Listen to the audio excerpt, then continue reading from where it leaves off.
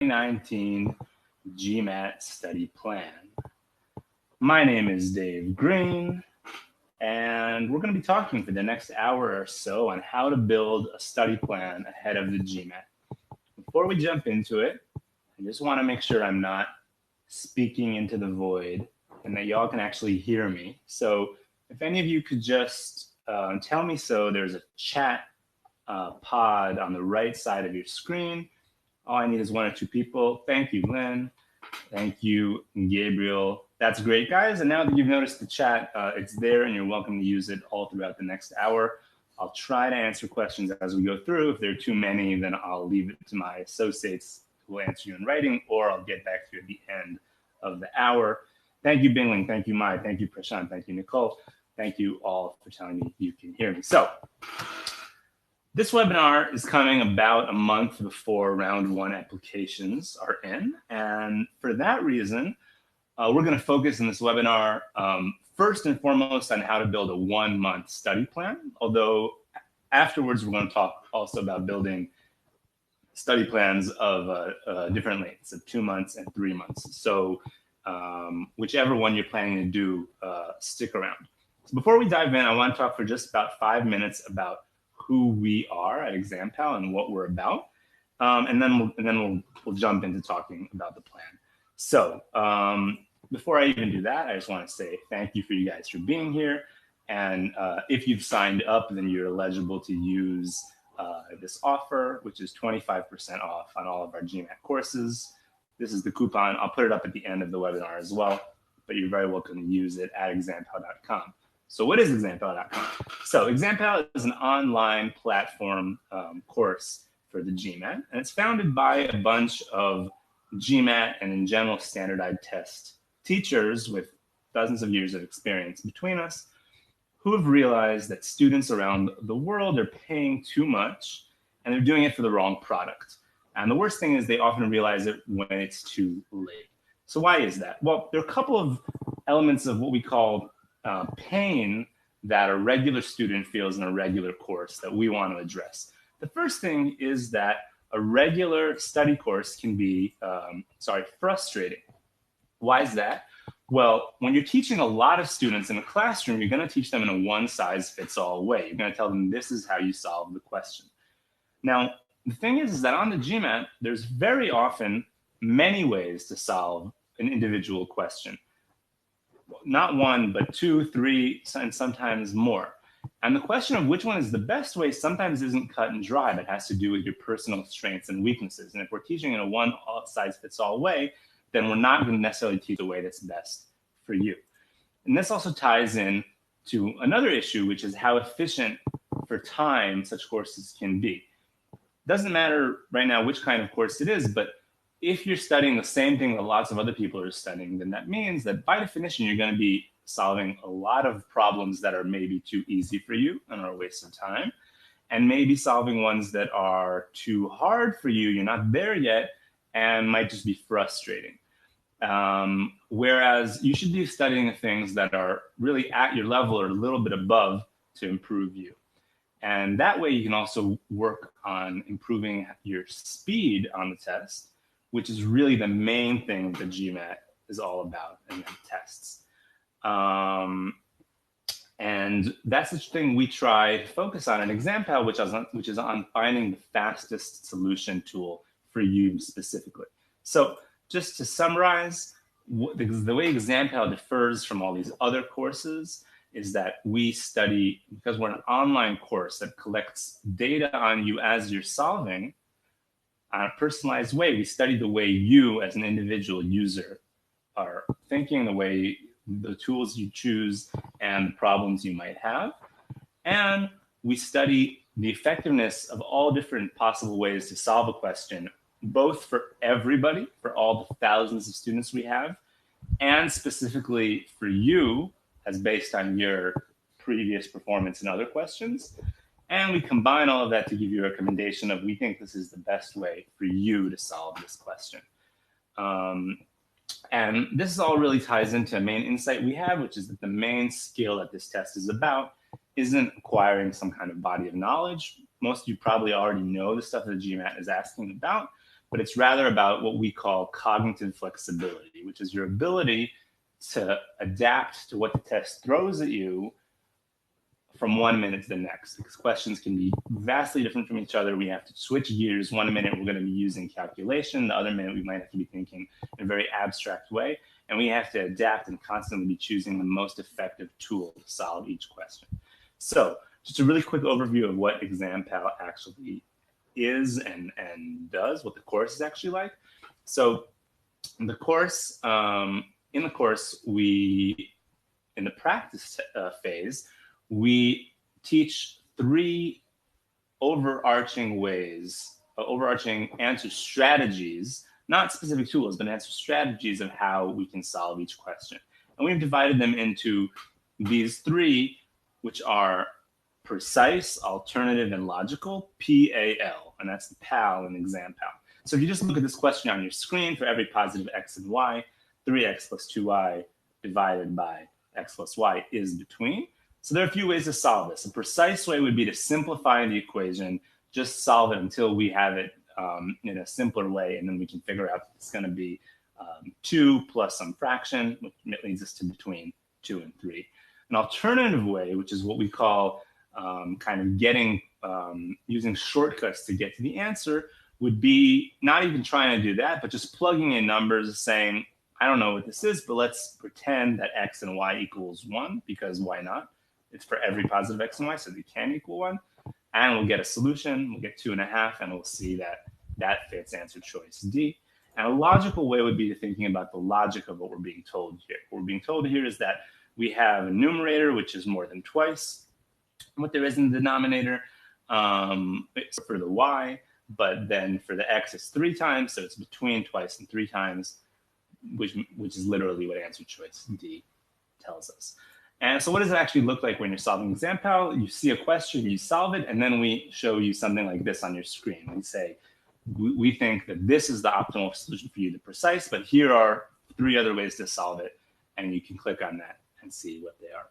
So just really the final thing I'll say, because I do want to get to our study guide. We have awards, and our students are very happy with us, but the last point I wanted to make is that we're the only course that I know of, at least, that puts our money where our mouth is, by which I mean we have a success guarantee. If you already have a GMAT score from a previous test, we guarantee a 70-point increase up to 700, or your money back. And you can go to examPAL.com and check out our terms and conditions on our success guarantee to see that I'm not making this up. So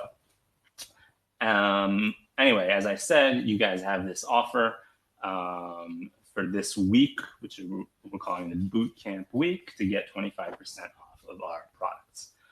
All right, now to the heart of what this webinar is about, building a study plan. Okay, so I think the first question that we need to answer when we are thinking of building a study plan is, how much time am I going to need to study? And if we're a little bit more specific, then this question should be divided into 2 smaller questions. One is, how much time do I need overall?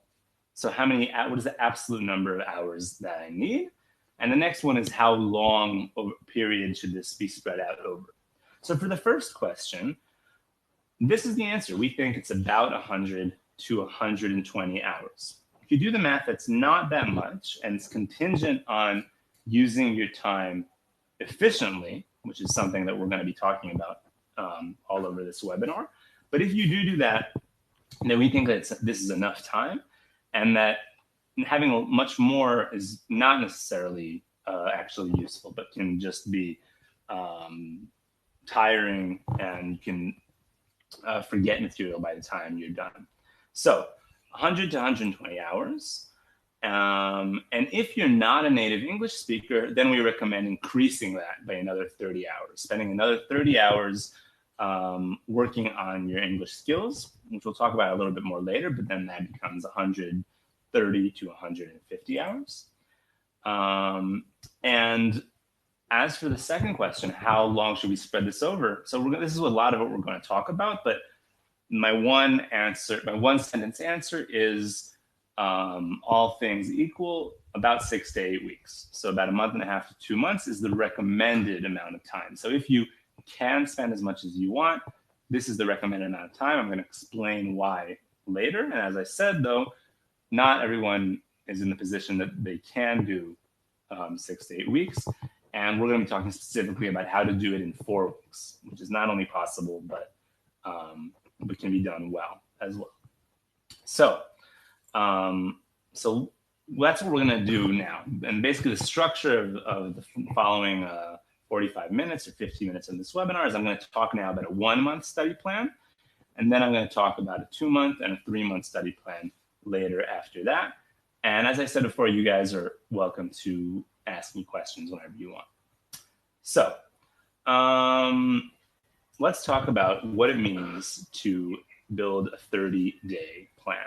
So what kind of person might need a 30-day study plan? So just for the sake of kind of illustration, let's talk about Larry. Okay, Larry Daw. So Larry is a guy who is taking the GMAT for the first time, and he wants to apply to round 1 in a month, like some of you may be. And for that reason, he wants to take the GMAT in a month. Okay. Now, Larry he doesn't have all month to spend on it. He has a job. He's working 5 days a week, a full-time job.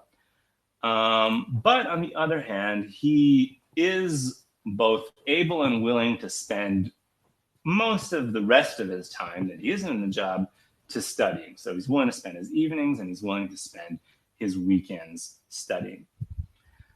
And for Larry, the following plan I'm going to discuss is a good plan. And the reason I bring up Larry is, of course, not because any of you are necessarily exactly like him, whatever that means. I haven't told you that much about him. But if this is anything like your situation, okay, if you need to take the plan in a month because that's just your deadline, and if you can, even if you're busy, if you can spend your free time studying for the GMAT, then this 30-day plan can work for you. Tope is asking, will this recording be available? Yes, it will. Just by having registered, we will send you an email later with a link to this recording. So if I'm talking, if at a specific point I'm talking too fast or you missed it or you want a slide, don't worry, you'll be able to look at it later. Of course, if something isn't clear, you are welcome to ask, but it will be available after the webinar.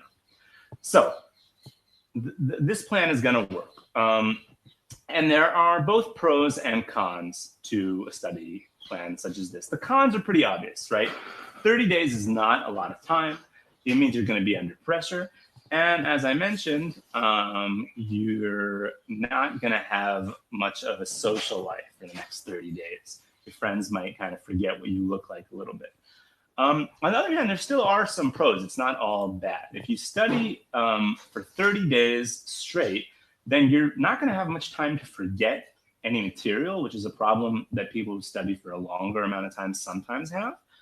And plus, if you study with examPAL, then we're automatically feeding you at every stage questions that incorporate material from earlier parts of the course. For example, when you're studying the topic of coordinate geometry, then the questions are repeating the principles of triangles, of quadrilaterals, and of other bits of geometry, which means you're constantly revising, even as you're learning new material. So this is all kind of a long introduction into the pros and cons, but the bottom line is if you guys are applying to round 1 in a month, then you probably don't have that many choices whether to do it or not. So round 1, guys, 30-day study plan is for you. And now let's get into the nitty-gritty, what it actually means. Say goodbye to your friends and family for a month, and let's talk about what a 30-day plan looks like. So here's really the headlines, okay? You're going to have to study every day, or rather, I should say 6 days a week. We think that taking 1 day off, even when you're stressed, is a good idea. And as we progress here and talk about actually building your schedule, then hopefully you'll be able to see that it is realistic. You should have time for it, most of you at least. And what do the 30 days actually consist of? So it's divided into two. The first phase is the subject review and the practice, and that is for the first 20 days of the month. Okay, and so if you're studying on your own, you should make a list of all the topics that are on the GMAT. If you're studying with examPAL, that list already exists on the front page of our site. And there are around 20 topics. We divided into around 20 topics. And that means that you're going to be studying about one topic per day. Every day you're going to be moving between a different topic. So what does that actually look like, studying a topic per day? So it means that you're going to have a mini schedule, as it were, for every day for a topic. A topic is something like triangles or interest or fractions and percentages, something like that. So the first part of the day, this says morning, which is basically, it's kind of like for someone who has the day off, but it doesn't have to necessarily be morning. But the first part of the day anyway is about reviewing the fundamental material. On examPAL, this means we have 2 videos for every section. We have an introduction video, which talks about the fundamentals, like what are the actual rules of this, and really kind of be a refresher for a lot of you guys for kind of high school algebra and geometry, which is what a lot of the quantitative, basically all of the quantitative material is, but it's important to be refreshed on it. And then we have a lesson video in which we go into the PAL system as it applies to that specific topic, which is to say we go into what answer strategies are useful for this specific topic. So that's the first part of the day, reviewing this material. And then you move on to a practice. I should say before that, as you're watching these videos or however it is you're studying, we recommend preparing a personal summary. It doesn't have to be long and detailed, but we find that it helps a lot of people really get the material down in their heads if they have to phrase it for themselves, and hopefully not just copy the sentences, but actually in your own words say, this is the rule, this is the type of thing that we should be doing. And also a practical tips list we recommend doing, which is kind of similar to the summary, but it's more applied. It's more, sorry about that. It's more like this thing in the material makes me realize that it will be useful to use this answer strategy for this question. It'll be useful to use this tool. If I something like I see that in the topic of expressions and equations, if I have 3 equations that have between the 3 of them 3 different variables, then I don't even have to solve at all. I can just know that it's definitely going to be solvable. That's the kind of tip that, again, this is the type of thing that our lesson videos go into, but you should be thinking of it yourself, writing down practical tips. And then you move on, whether it's morning and afternoon or just evening and later evening, moving on to solving questions, which on examPAL means we have a whole practice section with questions. But however it is you're studying, you should be solving questions. And as you're doing so, you should be spending some time reviewing your mistakes, which is probably, in my opinion, the most important part of studying. So not brushing off those mistakes and just saying, I'll get it better next time, let's keep moving. But on the contrary, pausing and saying, wait a minute, why did this mistake happen? And what I recommend doing is making a list of mistake types. So not every single individual mistake, but when you see a mistake type, when you ask yourself, why did this mistake happen? And the answer to that question repeats itself over 2 or more mistakes, then you should want to make a list of this is type of mistake. I made this mistake because I forgot to multiply. I forgot to add a negative when I was multiplying by -1. I only had one of the sides be a negative. And then my conclusion of that is to remember to add a negative to both sides. It can be something as straightforward as that. Sometimes it'll be more complicated stuff, but really the point is to learn from our mistakes as we're going along. And of course, update the tips list we already have, because as we're solving the questions, we should be getting a lot of new insight into what works and what doesn't work. And in addition, even though we're stretched for time, we still want to work on our English, our verbal skills. And this is true for those of us that are native English speakers as well. The 30 plus hours of English I mentioned beforehand, those are for non-native English speakers, but those are on top of spending about an hour and a half per day during this month of working on your skills. So for non-native English speakers, that's why we recommend a longer study plan where you start earlier and work on your English skills. But if you're a native English speaker and you're doing a 30-day plan, you should be spending an hour and a half a day working on your verbal skills, by which I mean two things. Reading, going and reading articles, preferably nonfiction from news, high quality news outlets or magazines, preferably for something that interests you. Doing that and working on your vocabulary. We have, example, we have a vocabulary memorization section with a list of just words you need to remember. So working on that. And that should be done, again, I'm repeating this because I think some native English speakers tend to overlook this thing, but that should be done even if you're a native English speaker, because a lot of the things we take for granted aren't necessarily as easy on the GMAT as we might think. So this is what your first 20 days are going to look like. As I said, repeat this thing 20 times each time for a different topic. And then we switch over, and in the last 10 days, so days 21 to up to the test, we're going to be switching gears and doing two things. So every other day, we're going to be reviewing topics from the first 20 days. So on a typical review day, we can work on 2 or 3 topics, and in which case we're going to be reviewing, skimming the material, going over the notes, and redoing difficult questions, especially for ones that we found hard, topics that we found to be problematic. But if we have enough time, then we'll want to review everything to some degree. And this is where earlier, if you actually had a detailed practical tips list, a detailed material summary, and a detailed mistakes list, this is where it really help you, because we don't have enough time to review the material from A to Z. We don't have enough time to watch the videos again. But if we have these summaries to go over, then that can be an efficient way to review the material. Now, on your every other day that isn't a review day, we're going to be taking a practice test. So these should be the official practice tests, the GMAT CATs, computer adaptive tests. And we want to take them, if we can, we'll take them at the same time of the day as the GMAT. So, it depends if we can,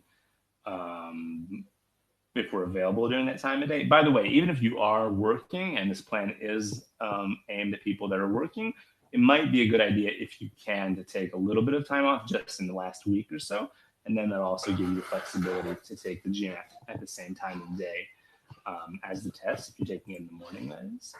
Anyway, so you want to take a test first, whatever hour it is, and then spend the rest of the day analyzing the test that you took, figuring out what went right, how your time management was, which is a very important topic, and probably most importantly, what went wrong, what you found hard, and then in the rest of the time of the day that you have,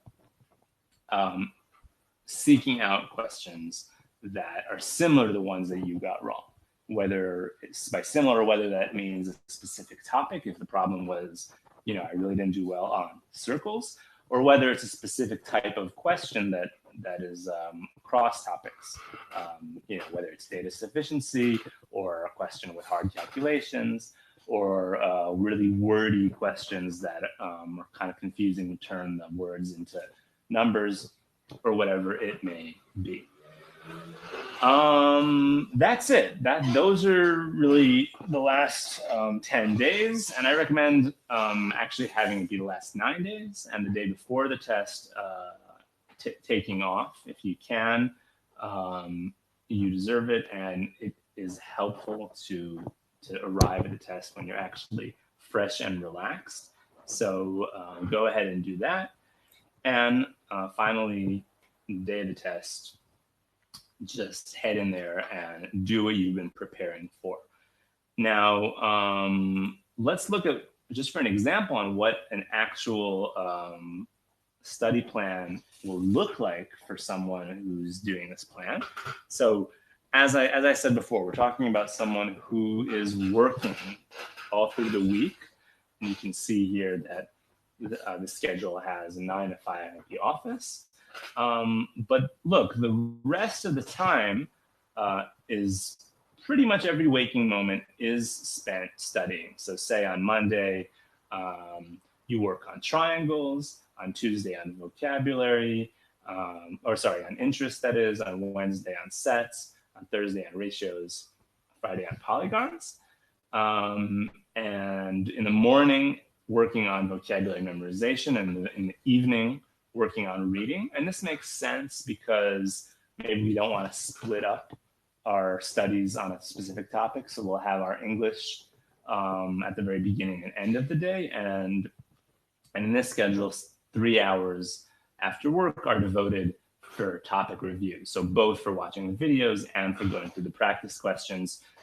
It's 3 hours of hard work, but it is possible to do in 3 hours.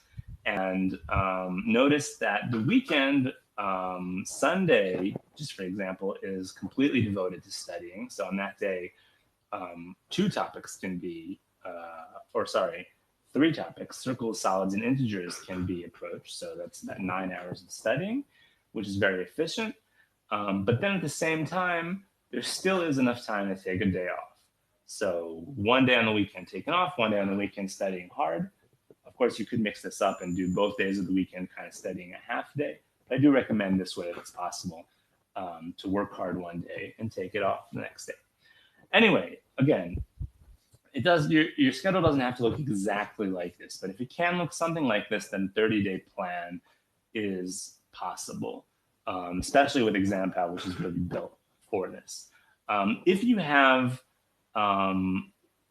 many more constraints and prior engagements, then 30-day plan might not be for you. And that's what we're going to talk about now. We're going to talk now about longer plans. So before I do, or maybe not before, but if you guys have any questions about what I've said so far, please tell me and I'll try and address it. So anyway, not everybody is like Larry, who we just discussed. Some people are more like John. Now, John is also like Larry, a first-time GMAT test taker. And he also has a 9 to 5 job. So far, he's similar to Larry. And his English skills are strong. So maybe he doesn't have to spend so much time on that, which is good news. However, the main problem is that John has a very busy life. And he's actually busy a few evenings a week. And plus, he's willing to work on weekends, but then he has that one weekend where his brother has a birthday and they're going away for the whole weekend. And he has actually another week, 3 weeks from now, where he's really swamped at work because he has a big presentation. And that week, he's going to really have to be at work all week and not study in the evenings even. So if that's the case, then for John, the 1-1 study plan just isn't going to work. And if you're anything like John, which is to say you're both working and you have more than one thing a week that you can't skip in order, and more than one non-GMAT thing, that is, of course, then you're going to be wanting to looking want to be looking at a longer plan. And I should say something else. If you're not going for the round 1 in a month, but you have longer to apply, then I think the 2-month plan is best for you, really, no matter how swamped you are, because there are a lot of advantages to a 2-month plan. As I said in the beginning, and as you'll see now when I talk about it, this plan is more flexible than the earlier one and gives you a little bit more time to breathe while studying the material. I'm just gonna try and address your questions for a second. Ali is asking about retaking. Yes, I'm gonna address that later. So don't worry. And if I don't, you can ask me again, and I will. But I will address what retakers should, what adjustments they should do to these plans. And Jude is asking about the reading. It's really as simple as that. You should be spending time reading high quality English material. This is both helpful for, or most helpful, I guess, for the reading comprehension section of the verbal, or questions of the verbal section, where we have to read quickly and analyze as we're going. So that should be what you're practicing doing, not just passive reading, but what we call active reading. As you're reading, ask yourself, what is this about? What is the argument of this paragraph? What is the main sentence? What is the conclusion? What is the evidence? These are the types of questions you should be asking yourself. And for that reason, nonfiction is really what we should be reading, because that's most similar to the reading comprehension on the GMAT.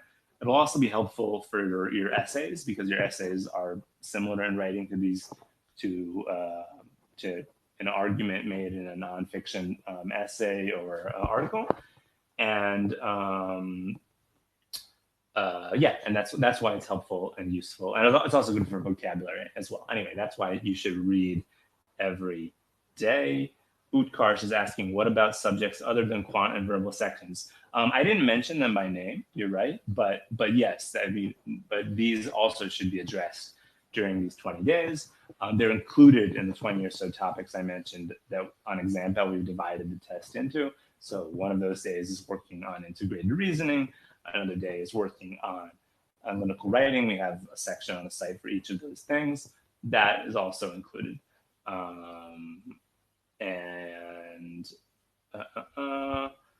Can I advise on utilization of ESR?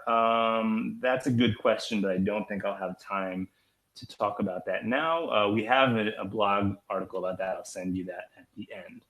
So same thing for the GMAT official guide. We have a blog post on that. I'll send you guys it by the end of this webinar. But for now, I'm going to keep moving and talking about a 2-month plan. But you guys keep the questions coming. I will address that at some point. So what does a 2-month plan look like? Again, if you are a busy person, or if you just can't afford to do it and take the GMAT 2 tests, this is the main thing. This is what I recommend you should be doing. So what does it look like? So at its core, it's similar to the 1-month plan. We have the same division of a review and practice, and later a review and practice tests. Here, what we did before in the first 20 days of the test, here we're going to do in the first 47 days of the test.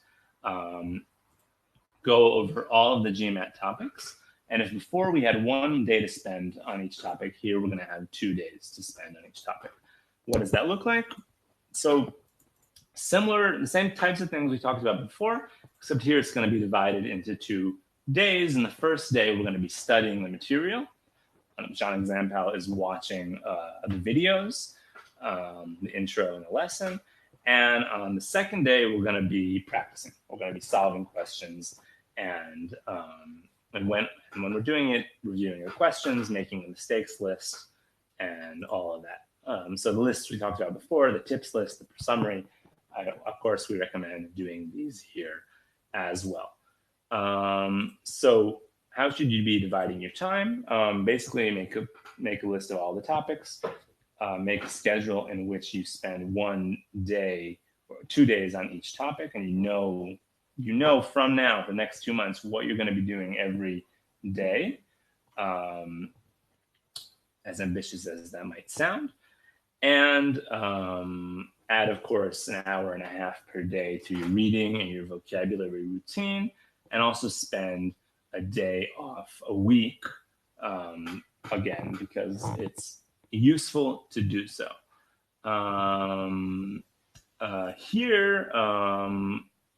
Once we're done with these 47 days, we should have something we didn't have before in the 1-month plan, which was too stressed, which is a few days that are unscheduled. And the reason is pretty simple. We never know what's going to happen over these 47 days. We never know, even if we are, of course, going to try and take into account all of the non-GMAT things that are scheduled for the next 47 days, but there are, of course, always things which are unscheduled. and might cause us to not study what we thought we would study. So it's good to have a few days where we can push material later to review, or even if we do everything on time, but we just find a certain topic really hard, then is to work on it. And then after that, so the last 10 days really look the same as they did in the 1 month plan. So on odd days, we're going to be doing a review of topics, and on even days, we're going to be doing the practice tests. This part should really be pretty similar. By the way, just a note on practice tests, a lot of people tend to do practice tests earlier in their GMAT studies, and we don't really recommend that. We recommend pushing the practice tests back to this stage because we don't think it's that useful to do it earlier. If you do it earlier, there's a good chance you're going to discover that you're not ready, which is not that useful and not surprising either, because you won't have studied everything yet, and of course you won't be ready. Whereas doing it after you've studied all the material gives you a chance to really apply the material you've studied in a test setting and see how you deal with time management and stress and all of these things. Now, I know a lot of people do it earlier because they want to know where they stand.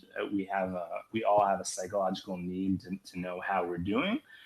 But again, I don't recommend doing it for that reason at all. If you do it earlier, again, it's going to tell you where you stand and you're not ready, which is pretty obvious and is not that helpful. But even later, in the last 10 days, that's not the reason we recommend doing practice tests. The reason we recommend doing practice tests is to learn from them. It's practice, obviously, and to learn from them, analyze them, and study over the last few days what they've taught us that we need to study and need to work on.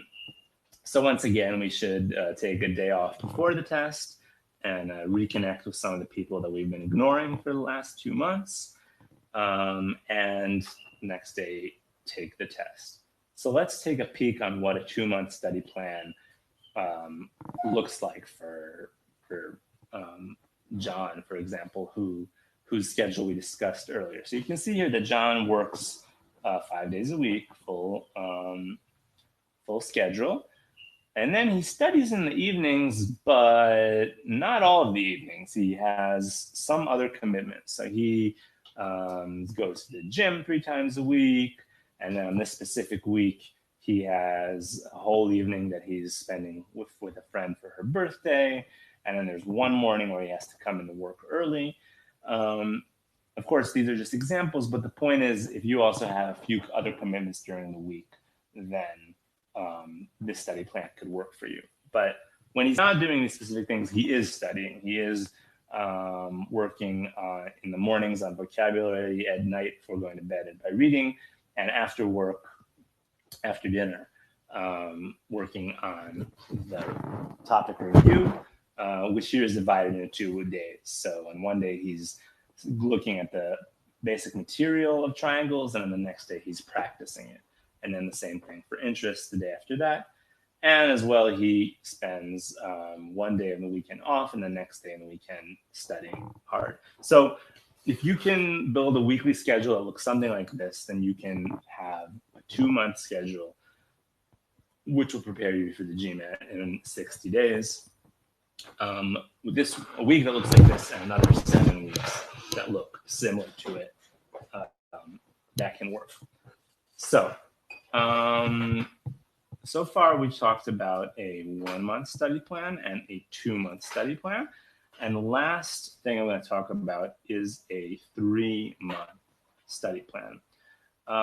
So why would someone do that? So let's talk first about why not to do a 3-month study plan, because it's not the recommended schedule we have. So here's why not to do it. If you need to take the GMAT in 3 months, that doesn't necessarily mean you should be doing a 90-day study plan. It might be useful to just start in a few weeks and then do the 2-month plan in earnest. Why is that?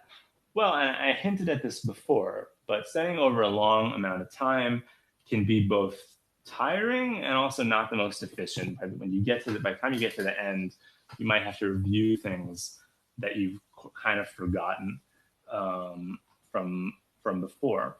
And on the other hand, if you have a lot of time and you're planning to work really hard, the 90 days is just too much. You don't need that much time, and I would argue that it can also be inefficient to do, because you might get frustrated by the time that you're done, and you might get kind of burnt out. So who should do a 3-month study plan?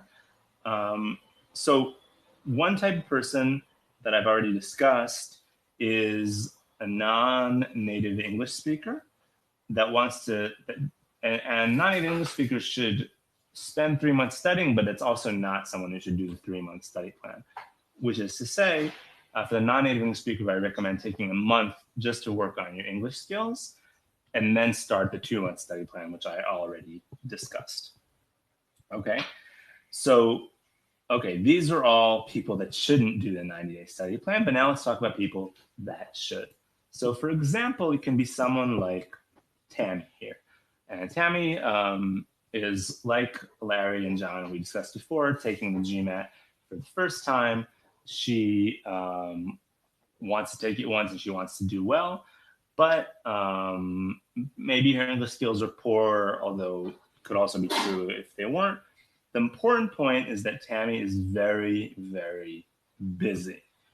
She both has a full-time job, but she's either working overtime or she has a very busy social life. And the bottom line is, for example, for her, she can only set aside, let's say, around 2 hours a day in the evening, but only 3 times a week, not every day of the week. And she can't take any work off before the test. She's just working all the time. And while she can study significantly more on the weekend, she also has all these specific dates where she can't study at all. Say a month in, she has a family vacation, and a month after that, she's going to have a few days where she's not studying at all because she has something in work. So if this sounds anything like you, which is to say you're very busy, you can take it in 3 months, but you're very, very busy, then this study plan could work for you. Let's talk now about what it actually looks like. So the basic logic is, again, similar to the 1 and 2 month study plans. The first part is going to be devoted to learning all the material and practicing it. And this is going to be spread here over 77 days, which is quite long, obviously longer than the previous study plans. So here we can divide every topic into 3 days. It says 1 day here, that's a mistake. The first day we're going to be studying the material, going over the intro and the lesson. The next day we're going to be practicing questions that have to do with the subject, which is the practice section on examPAL. And then the last day we can spend reviewing it. So we can analyze the questions we studied in practice the day before and go over topics that we found difficult and review the summary, the practical tips list, and the mistakes list that we made during the first 2 days. After that, the last 10 days are really quite like the last 10 days in the 1 and 2 month plan, spending the odd days reviewing the material and spending the even days doing practice tests. Take a day off before the test after all that, and on the 90th day or whatever it is, take the test and, of course, ace it. That's what a 90-day study plan looks like. And I'm going to talk now about a few other things, which I promised some of you guys. I will just say Obviously, for many of us, it's not going to be exactly 30, 60, or 90 days off from now. It's going to be something in between. So simply adjust accordingly. If it's close, if it's you have 35 days or you have 58 days or something like that, then just round it down or up to the nearest 30 and do the study plan that fits that with whatever adjustments you might need. If you're right in the middle, if you have 45 days or 73 days or something like that, then you should combine both of the study plans that are longer and shorter than that one, and that's what you should do. So so let's talk about what it means if you're retaking the test and you're doing a study plan. Hold on, panel is asking how many mock tests are optimal for test stamina preparation.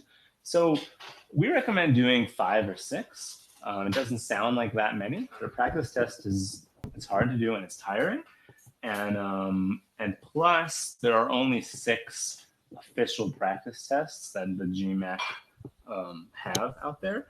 So we recommend doing between 4 and 6 at the end in these last 10 days. I should say also that there are 2 that are free. You can just go to their site and download. And then on examPAL course, you get access to another 2 of these official study plans, official practice tests, rather, that is.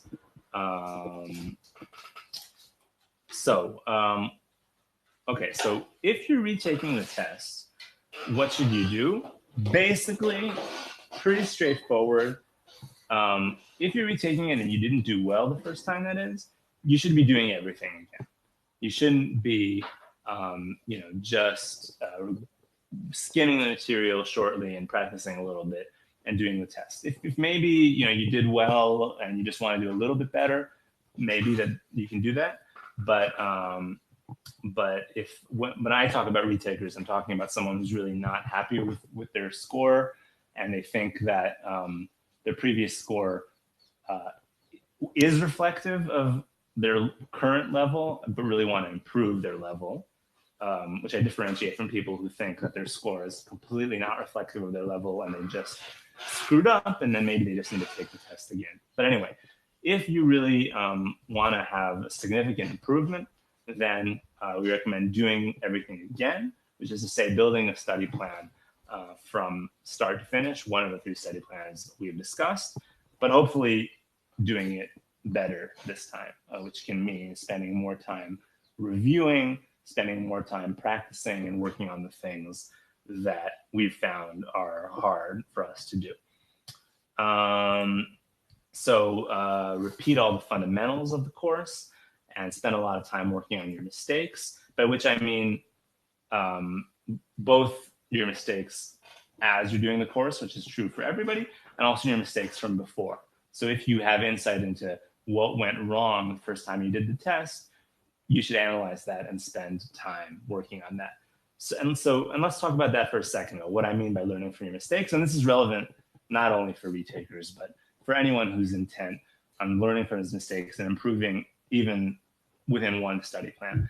So basically when we review a section or a practice test and want to learn from our mistakes, I think the first question we should ask is, what type of mistake is it? When we made a mistake, we should ask ourselves, how can I define this mistake? So one type of mistake is a mistake that has to do with not knowing the material. And this is a mistake where you just didn't know what you were being asked about. You completely didn't know the rule that the question was referring to. And now that you've seen the solution, you're confused to what's being talked about. And this is, in one sense, this is like the biggest mistake, but in another sense, it's actually the easiest to address because it's very straightforward what you need to do. You need to go back and you need to study the material. So again, if you are retaking the test and you know that the first time you did the test, you didn't do well because you really hadn't mastered how exponents work, then in the study plan you're building now, spend more time, devote more time to the powers and roots section and learning exponents. If you're doing a 60-day plan and in the last 10 days you did a practice test and now you're analyzing the practice test and you see that, you know what, I thought I really knew the rules of parallel lines and the angles between them, but I saw that I was really quite slow in questions that had to do with that, then pause, go back to the material, study it, and then apply that. So that's the first type of mistake. The second type of mistake is what we call a silly mistake. And silly mistakes are tricky. Silly mistakes are the type of mistakes where you you solve the question, you get it wrong, you see that you got it wrong, and your response is something like, "Oh, I'm an idiot, but that doesn't really count. I knew that. That's not a real mistake." And for a lot of us, our tendency can be to kind of brush this type of mistake off and just say, let's keep moving because really it's not a real mistake, and let's keep practicing. And that's a mistake. That it's a mistake to make that mistake about this mistake, by which I mean these silly mistakes are sometimes the ones that can be the most repetitive, the most ingrained in the way we solve and our habits. But for that reason, sometimes the simplest fixes can have the biggest effects in erasing them. So we might see that we are constantly getting questions wrong because, because we just chose the wrong answer. We knew it, we solved it right, but for some reason we clicked C when we should have done D. Well, guess what? We can pretty easily adopt a habit that'll make that not happening. We can just write the answers down and circle the right one and double check before we do it. And it can be something more advanced than that, but still kind of silly. In the data sufficiency question, we can incorporate the material from the first statement when solving for the second statement, which will make us think that the answer is B when instead it's C, for example. If you're not sure what I'm talking about, don't worry, you'll see as soon as you start studying. But here again, there's a simple solution. It has to do with writing down the answers and also with just adopting a simple habit of how you solve data sufficiency. First, you solve for statement one, then on a new piece of paper, completely clean slate, you solve for statement two without using statement one, and only then, if they don't work, do you move on to both statements together. That was just an example, but the point is that oftentimes there are these technical fixes that can make these silly mistakes go away. And lastly, in some ways, the most serious type of mistake is the wrong strategy type of mistake, which is, I solved this, I did everything okay, but really I see that it took me 2.5 minutes because I just did calculations, and maybe there was a quicker way to go. Maybe if I would have just plugged in a number, it would have taken me 1 minute. So that's a very important conclusion. And the good news is that is precisely the conclusion that examPAL helps you reach, or rather tells you. But that still leaves open the question of what you do with the conclusion. And the most important thing is asking yourself, what's going to make me identify in future questions that I should be using this tool rather than the tool that I'm most used to using or is most natural to me. And then again, we can get out to all kinds of specific conclusions. If I see a question that has variables in the question and in the answer choices, I should be thinking to plug in numbers and not to solve it by calculation. For example, that isn't true for everyone, which is why we don't just give you a list of rules on how to solve, but rather we check your strengths, personal strengths and weaknesses, and then give you recommendations. But the point is that it is true for a lot of people, and it's something that you should test out, because for many of us, we already are very used to solving it in what we call the precise way, just solving from start to finish with calculations, and maybe we're not used to solving in all these other ways that can be much more efficient. So these are things that really we should be asking ourselves as the test, as we're reviewing our mistakes for the test, whether we're a retaker or not a retaker. So that's almost it, but I do want to leave you guys with a few additional tips on how to have a great study routine.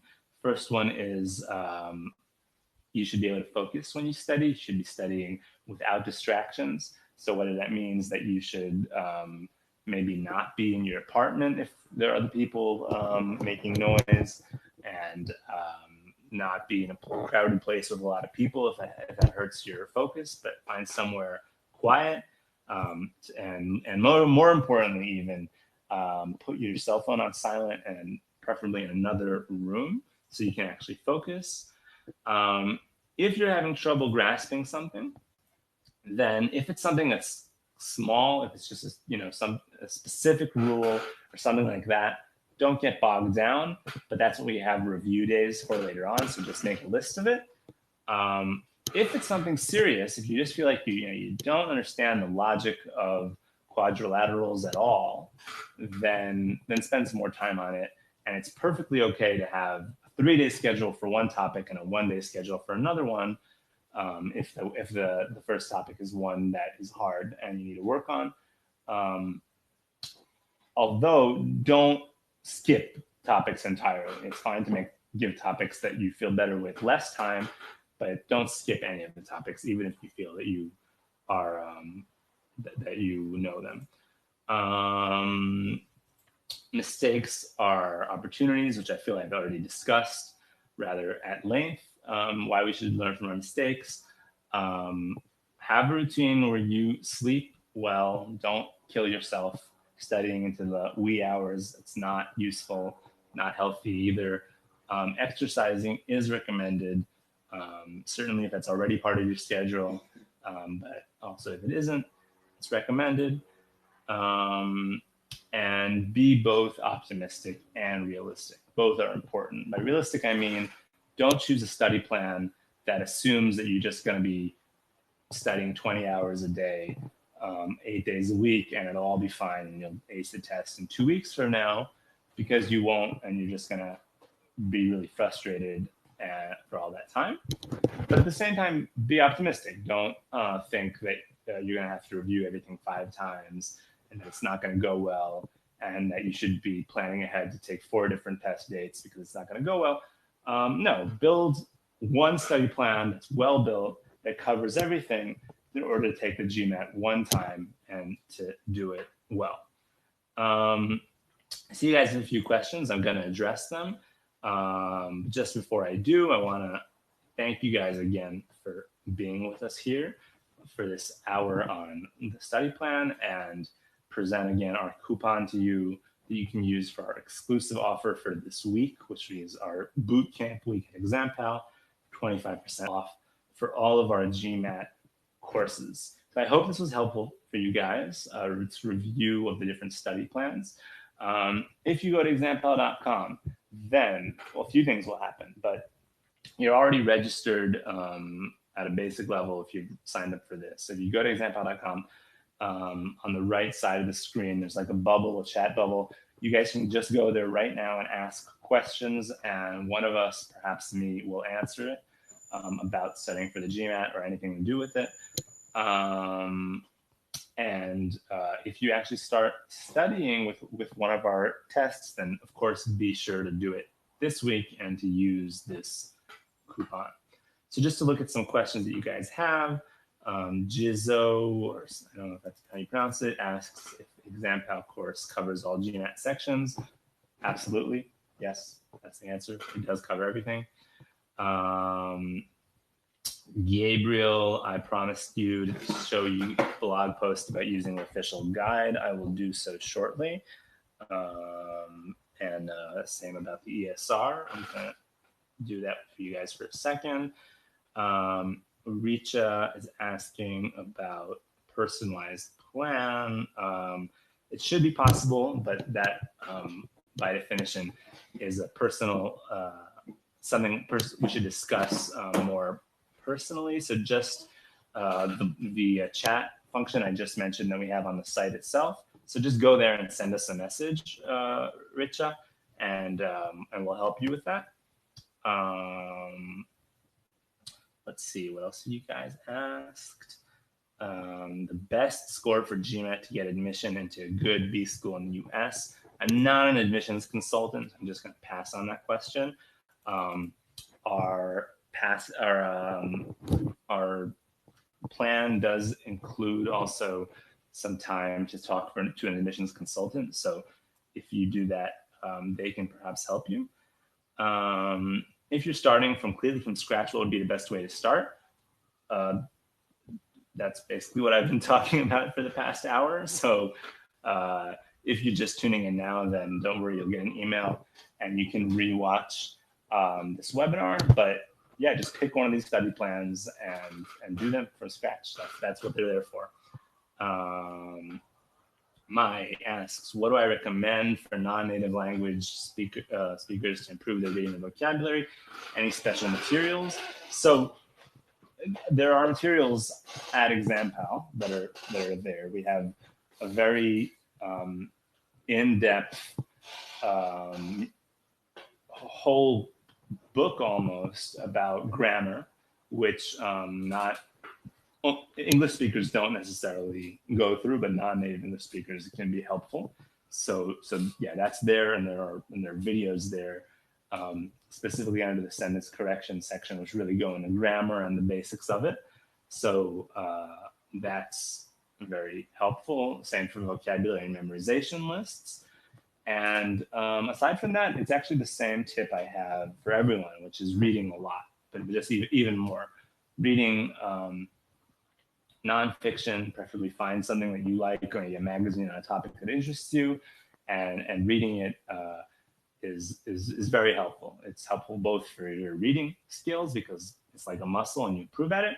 And it's also helpful for your writing, because in order to write well, you have to read a lot, because that's what writing is. If you guys have any more questions, then now is the time. And if not, I want to say thank you to all you guys for being with me for this past hour and asking these interesting questions. I always enjoy these webinars more when you guys ask questions, which you guys are doing, so which I'm happy about. And you're welcome to ask any more questions. So I promised you guys I'd address using the ESR, right? Who did I promise that? Ali Jalil. So this is an article, I'm just putting it in the chat now, about, this is an article about how to, about the ESR, about the enhanced score report that the GMAT gives you after you take the test. And I also promised someone else how to use the official guide. So I'm also posting a blog post on how to best use the official guide in the chat right now. If you guys have any more questions, tell me. VJ, thank you for being with us for this hour, and I hope to see you at examPAL.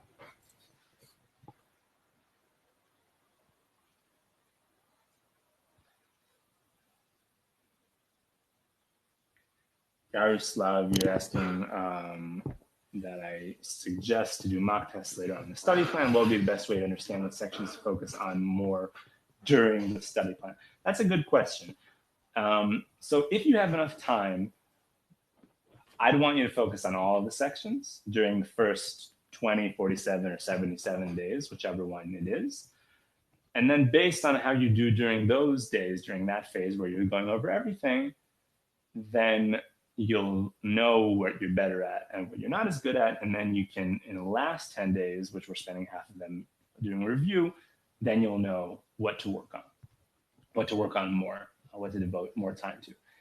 If you're a retaker and you already know that you're better at verbal and you're not as good as quant, or and more specifically than that you're good at geometry and not in algebra, or whatever it may be, sure, you can build a study plan in which you focus more on the things that you know you need to work on. But yeah, that's the answer. That's basically, you should be studying everything. You're welcome. How long should a retaker study, Jude? So I addressed this a little bit. Depends by what we mean by a retaker, but I treat it, I understand the term as being someone who's just not happy with how they did and wants to have a big improvement. Maybe someone who's interested in our score guarantee, our 70-point score guarantee. And for that person, it's the same as for everybody I was talking, which is to say you should build an entire study plan from start to finish. And if you can afford it, 2 months is the best. If you want to apply around 1 in a month, You might want to have to do 1 month. If you're very, very busy, you might do 3 months. But the same as everyone else, those are the options in front of you. Bingling, that's really a classical question for our sales team. So just ask that at examPAL itself, and our sales team will get back to you on that. Jiso is asking about, should you use the official guide or do we cover the contents? That's a good question. Short answer, you don't need the official guide. We cover absolutely everything. Slightly longer answer, you might still want to have the official guide just if you want to expand and have even more practice, then we would recommend using that. But it's not necessary. If you do want more practice, then the official guide is the way to go and not anything else. And you should look also at the article, which I just posted again, about how to use the official guide, because we specifically address the question you just asked. All right, guys. I hope all this was helpful to you. I hope you enjoyed this as much as I did. And again, if you have more questions for me, then don't hesitate to just go to examPAL.com. Right now, even without signing up, you can always ask a question there, and I will get back to you. And I hope to see you in future webinars or on examPAL. And whichever practice study plan you end up using, I wish you all good luck on GMAT and in whatever you're doing the GMAT for. That's it. Have a good day, guys, and see you later.